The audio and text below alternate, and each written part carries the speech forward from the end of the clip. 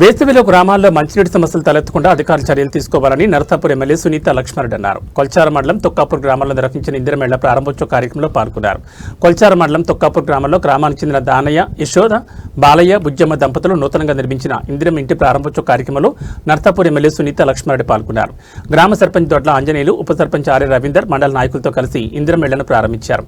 ఈ కార్యక్రమంలో మండల పార్టీ అధ్యక్షుడు గౌరీశంకర్, యూత్ అధ్యక్షులు కోనాపూర్ సంతోషం, మండల సర్పంచుల ఫోరం అధ్యక్షుడు రవితేజ్ రెడ్డి, సర్పంచులు వినోద్ నాయక్, మోహన్, నాయకులు పేమారెడ్డి, శ్రీనివాసరెడ్డి, గౌరీశంకర్ తదితరులు పాల్గొన్నారు. ఈరోజు మన కొల్చార మండలంలోని తుకాపూర్ గ్రామానికి సంబంధించి 2 ఇంద్రమ ఇండ్లను ఈరోజు ప్రారంభించడం జరుగుతోంది. చాలా సంతోషం. మరి మన దానయ్య, యశోద దంపతులు, అదేవిధంగా వాళ్ళ బాలయ్య, బుజ్జమ్మ దంపతులు, వీళ్ళిద్దరికి సంబంధించి మరి ఇండ్లు కంప్లీట్ అయిపోయినాయి. ఈరోజు వచ్చి ఇక్కడ మరి దాన్ని ప్రారంభోత్సవం చేయడం జరుగుతోంది. మరి లబ్ధిదారులందరూ కూడా సంతోషంగా ఉన్నారు.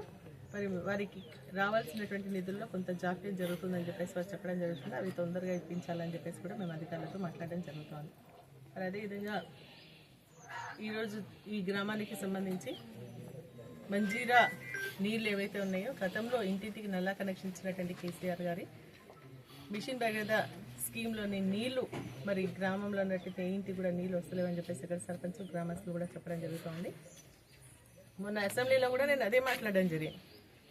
మిషన్ భగీరథ కింద గతంలో ఇంటింటికి నీళ్ళు వచ్చినప్పుడు ఇప్పుడు ఎందుకు వస్తలేవు అని చెప్పేసి, మెయింటెనెన్స్ సరిగ్గా లేదు, రావాల్సినటువంటి నిధులు విడుదల చేయకపోవడం వల్ల ఇబ్బంది అవుతుంది అని చెప్పేసి చెప్తే లేదు, అన్ని నీళ్ళలోకి వస్తుంది, దానికి ప్రయత్నం చేస్తున్నాం. 50% నీళ్ళు వస్తున్నాయని ఒప్పుకున్నా, 50% వస్తలేవు అని చెప్పేసి కూడా ఒప్పుకోవడం జరిగింది.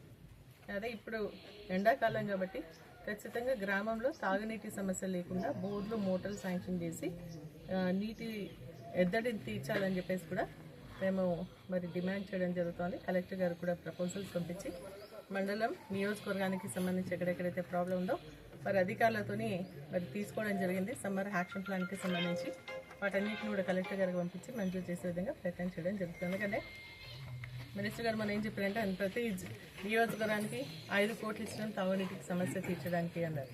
ఎన్నో బోర్లు వేయించడం అని చెప్తున్నారు. కానీ మన నియోజకవర్గంలో ఒక బోర్ వేయలే, మరి అదేవిధంగా ₹1 కూడా కేటాయించలేదు. కలెక్టర్ గారికి మన దగ్గరికి వెళ్ళినప్పుడు మన కలెక్టర్ గారిని అడగడం జరిగింది.